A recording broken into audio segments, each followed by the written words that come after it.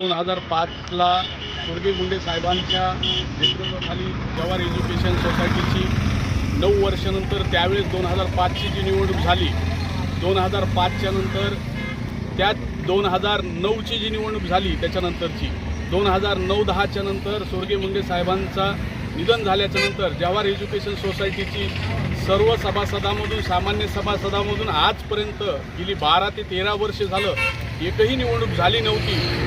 याच्या आधीचं जे संचालक मंडळ आहे यांनी फक्त आणि फक्त बोगस निवडणुका दाखवून ह्या तारखा लांबविण्याचं काम केलेलं होतं आणि आम्हाला 2009ला आदरणीय धनंजय मुंडे साहेबासहित 468 सभासदांना 13 वर्षानंतर न्यायालयानं आम्हाला न्याय दिला आणि या 468 सभासदांना ही पहिली मतदानाचा हक्क भेटला। म्हणून 3 महिने झालं आम्ही पुन्हा न्यायालयाच्या दारात गेलात आणि न्यायालयाला आम्ही बीडच्या कोर्टामध्ये, लातूरच्या कोर्टामध्ये आणि औरंगाबादच्या हायकोर्टामध्ये आम्ही दाद मागितल्याच्या नंतर न्यायालयानं आम्हाला आज न्याय दिला आणि कोर्टाच्या वतीनं जवाहर एज्युकेशन सोसायटीच्या बाकी सर्व चेंज रिपोर्ट हे रिजेक्ट करून कोर्टाच्या वतीनं सरकारच्या वतीनं ही जवाहर एज्युकेशन सोसायटीची निवडणूक होणार आहे। याच्यामध्ये आदरणीय धनंजय मुंडे साहेबांसहित 468 सभासदांना हा पहिल्यांदा आम्हाला मतदानाचा हक्क भेटणार आहे। आम्ही न्याय व्यवस्थेचं आम्ही या सगळ्यांच्या वतीनं आभार व्यक्त करतो। विद्यार्थ्यांना काय फायदा? गेली आपण सर्व परळीकर आहात, परळीकरांनी आपण पाहिलेलं आहे की याच महाविद्यालयामध्ये स्वर्गीय गोपीनाथराव मुंडे साहेबांच्या नावानं नीट आणि जेईच्या क्लासेस चालू केलेल्या होत्या। जे कैलास घुगे ज्यांचं मी नाव धामून इथं उल्लेख करू शकतो की ज्या कैलास घुगेला इथल्या मॅनेजमेंटनं ती गोपीनाथ मुंडे अकॅडमी व्यवस्थित चालू दिली नाही, आज तेच कैलास घुगे बन्सल क्लासेसचे महाराष्ट्रामध्ये त्या चांगल्या पद्धतीनं क्लासेस आणि हे चालू केलेले आहेत आणि ते माणसानं तिथं नेलं। पण ह्याच मॅनेजमेंटच्या अनाधोती कारभारामुळं इथल्या अकॅडमी बंद पडली आणि कॉलेजमध्ये गेली 5-6 वर्षाच्या नंतर जो बोगस भरतीचा घोटाळा झाला तो न्यायालयानं सुद्धा बघितलेला आहे। आत्तापर्यंत त्यांचे अप्रूव्हल नाही तर त्यांना न्यायालयानं सुद्धा रिजेक्ट केलेला आहे।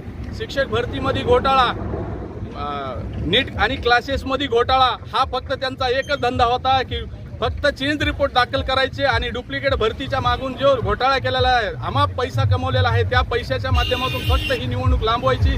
त्यांचं शिक्षणावर काहीही लक्ष नव्हतं। गेली 1.5 वर्षापूर्वी आम्ही याच न्यायालयाच्या माध्यमातून आम्ही तिथं प्राचार्य मेश्राम सरांना बसवलं होतं आणि मेश्राम सरांनी ही गाडी पुन्हा रुळावर आणली होती।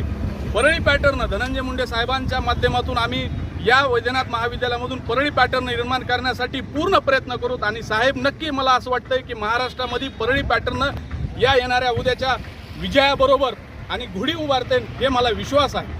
या निवडणुकीमुळे कॉलेजचा दर्जा किंवा विद्यार्थ्यांच्या शिक्षणामध्ये काही सुधारणा होईल? परळीच्या वैभवामध्ये म्हणण्यापेक्षा महाराष्ट्रातल्या जर जुने कॉलेजेस बघितले 50 वर्ष झाले तर त्याच्यामध्ये वैद्यनाथ कॉलेजचं नाव आहे। मी या वैद्यनाथ कॉलेजचा विद्यार्थी आहे।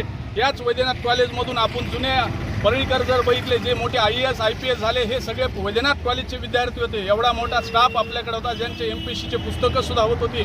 विशेष बंग सर असतील, KR सर असतील, यांच्या सर्वांचे असे जे सिनियर प्राध्यापक होते त्याच्यानंतर प्राध्यापक भरती व्यवस्थित झालेली नाही, यांच्यावर संस्थेच्या मॅनेजमेंटचं कोणतंही अंकुश नाही। पण मी पुढे एवढा सांगू शकतो की धनंजय मुंडे साहेबांच्या माध्यमातून परळी पॅटर्न आणि हे वैद्यनाथाचं गत वैभव या महाराष्ट्राला दिसेल असं शैक्षणिक पॅटर्न लातूरच्या धर्तीवर परळी पॅटर्न निर्माण करण्यासाठी येणारा नवीन जो संचालक मंडळ येईल हे विश्वासानं आपण परळी पॅटर्न महाराष्ट्रामध्ये उभा करू हा माझ्या त्यांच्या वतीनं विश्वास व्यक्त करतो।